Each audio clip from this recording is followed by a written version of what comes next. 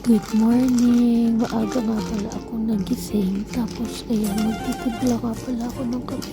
Kasi may natira po kaming donut kagabi. Kaya yun na lang yung aalmusalin namin. Habang nagtitimpla ako ng kape, ay naglalagay pala ng kape. Nagpapakulo ako ng tubig. Siyempre, kailangan ng mainit na tubig para makagawa ka ng kape.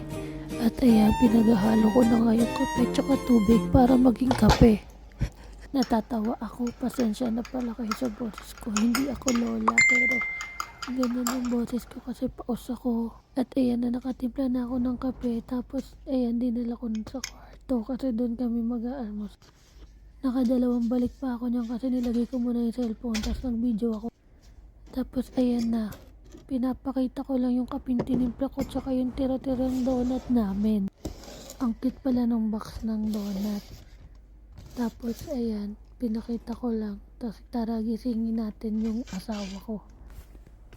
Good morning, happy Father's Day pala. Ay, Mother's Day pala.